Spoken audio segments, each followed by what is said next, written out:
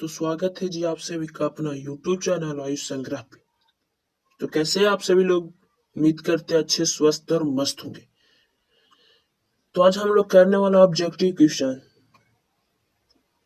रासायनिक अभिक्रिया एवं समीकरण चैप्टर नंबर 1 है बिहार बोर्ड 2025 के लिए। तो चलिए हम लोग क्वेश्चन की ओर चल रहे हैं। पहला क्वेश्चन कहा गया है रासायनिक समीकरण में जो बाएं तरफ लिखा जाता है पदार्थ, उसको हम क्या कहते हैं? पदार्थ हमें दो तरह से लिखा जाता है, पहला बायां तरफ और दूसरा होता है दायां तरफ। जो बायां तरफ उसको लिखते हैं उसको पदार्थ का नाम क्या होता है? उसको हम लोग कहते हैं अभिकारक। उसको हम क्या कहते हैं? अभिकारक। अगला क्वेश्चन कहा गया है रासायनिक अभिक्रिया में पदार्थों का संयोग किस नियम का आधारित है? जो संयोग होता है हम लोग पढ़ते हैं संयोजन अभिक्रिया, विस्थापन, विस्थापन, रेडॉक्स अभिक्रिया।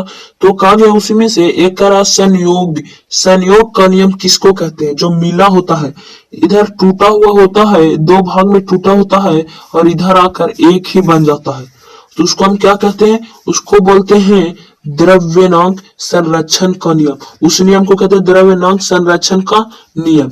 अगला क्वेश्चन कहा गया है जिस अभिक्रिया में एक ही प्रकार के दो अधिक पदार्थ मिलकर एक नया पदार्थ बनता है, उसको हम क्या कहते हैं? एक ही पदार्थ मिलकर दो पदार्थ बनता है, उसको हम लोग कहते हैं एक पदार्थ मिलकर उसको हम समीकरण करेंगे तो दो पदार्थ मिल जाएगा, उसको हम कहते हैं विस्थापन अभिक्रिया। उसको हम क्या कहते हैं? विस्थापन अभिक्रिया। अगला क्वेश्चन कहा गया है जब किसी रासायनिक अभिक्रिया में गर्मी उत्पन्न होता है उसको हम क्या कहते हैं? उसको हम कहते हैं ऊष्माक्षेपी अभिक्रिया। उसको हम लोग क्या कहते हैं? ऊष्माक्षेपी अभिक्रिया। अगला क्वेश्चन कहा गया है रासायनिक अभिक्रिया के दौरान उत्पन्न उत्पाद को हम लोग क्या कहते हैं? उत्पाद ही बोल रहा है, उत्पन्न उत्पाद को हम लोग उत्पाद ही बोलते हैं।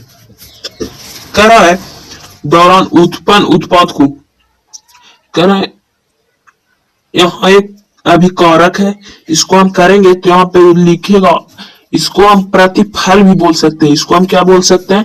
प्रतिफल। यहाँ पे भी लिख सकते हैं उत्पाद। इसका ऑप्शन के हिसाब से यहाँ पे दिया गया उत्पाद, इसका आंसर हम मार देंगे उत्पाद।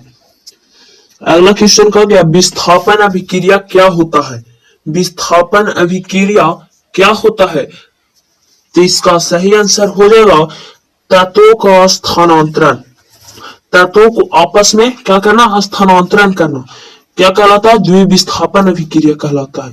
अगला क्वेश्चन की ओर चल रहे हैं किस अभिक्रिया में एक यौगिक टूटकर सरल यौगिकों में बदल जाता है?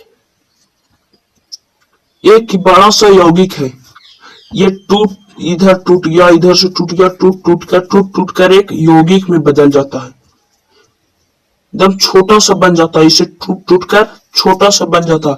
इसको हम कहते हैं अपघटन अभिक्रिया। इसको हम क्या कहते हैं? अपघटन अभिक्रिया। अगला क्वेश्चन की ओर चल रहे वैसे अगला क्वेश्चन कहा गया है ऊष्माशोषी अभिक्रिया का अर्थ क्या होता है? ऊष्माशोषी अभिक्रिया का अर्थ क्या होता है?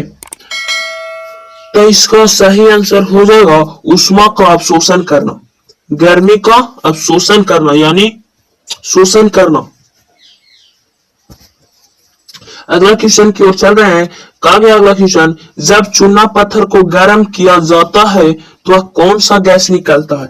जब चूना पत्थर को गर्म किया जाता है तो वह कौन सा गैस निकलता है? तो इसका सही आंसर हो जाएगा कार्बन डाइऑक्साइड, जिसको हम इंग्लिश में कहते हैं CO2। सूत्र होता है कार्बन डाइऑक्साइड का CO2। अगला क्वेश्चन कहा गया है Mg प्लस O2। थोड़ा सा यहाँ पे आइए, Mg प्लस O2, Mg समीकरण को संतुलित करने के लिए कितना से गुना करना पड़ेगा? तो यहाँ पे देखिएगा Mg प्लस O2 है, Mg प्लस O2, इसको समीकरण करके किया गया Mg। देखिएगा यहाँ MgO है, यहाँ पे 2 है, यहाँ पे 2, यहाँ पे हो जाएगा 2। इसको संतुलित करने के लिए हम कितना से गुना करेंगे? 2 से। तो यहाँ पे हम लोग भी कर देंगे 2। ये हो गया हमारा समीकरण संतुलित। तो हम कितना से गुना किए संतुलित करने के लिए? हम लोग संतुलित करने के लिए गुना किए, हम लोग संतुलित करने के लिए कितना से गुना किए? 2 से। कितना से? 2 से। तो इसका सही आंसर हो जाएगा 2। अगला क्वेश्चन की ओर चल रहे हैं। अगला क्वेश्चन कहा गया है, जब जिंक को पतला सल्फ्यूरिक अम्ल में डालते हैं तो कौन सी गैस उत्पन्न होता है? कौन सा गैस उत्पन्न होता है? तो इसका गैस उत्पन्न कौन सा होता है? हाइड्रोजन गैस, जिसका सिंबल है H। अगला क्वेश्चन की ओर चल रहे हैं। अगला क्वेश्चन कहा गया है, जब धातु ऑक्सीजन के साथ अभिक्रिया करती है तब क्या बनता है? धातु के साथ अभिक्रिया करता है तो वह क्या बनता है? अम्ल बनता है, लवण बनता है, बेस बनता है या जल बनता है? तो इसका सही आंसर हो जाएगा बेस बनता है। क्या बनता है? बेस। अगला क्वेश्चन कह रहे हैं, कौन सा तत्व जंग को रोकने के लिए उपयोग किया जाता है? जब हमारा ये मान लीजिए क्या है? कवाड़ी है, ये हमारा कवाड़ी है, इसमें हमारा लग गया है जंग लग गया, हमारा क्या लग गया? जंग। इसमें जंग लग गया, तो इसको में हम क्या लगाएंगे कि जंग से बच सकता है? तो इसको में हम लगाएंगे जिंक लगाएंगे। क्या लगाएंगे? जिंक। जस्ता, हम जिसको बोलते हैं जस्ता, जिसको हम क्या बोलते हैं? जस्ता। जिंक को हम लोग बोलते हैं जस्ता। अगला क्वेश्चन क्यों चल रहा है? अगला क्वेश्चन कहा गया है, कोई भी रासायनिक समीकरण किस पर आधारित होता है? रासायनिक समीकरण किस पर आधारित होता है? तो इसका सही आंसर हो जाएगा द्रव्यमान संरक्षण पर। द्रव्यमान का संरक्षण पर आधारित होता है रासायनिक समीकरण। कोई भी रासायनिक समीकरण किस पर आधारित होता है?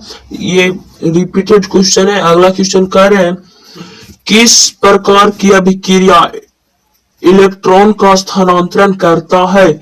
इलेक्ट्रॉन का स्थानांतरण कौन सा अभिक्रिया करता है? तो इसका सही आंसर हो जाएगा रेडॉक्स अभिक्रिया। कह रहे हैं अगला क्वेश्चन की ओर चल रहे हैं। अगला क्वेश्चन कहा गया है, कौन सी अभिक्रिया का उपयोग कांच उद्योग में किया जाता है?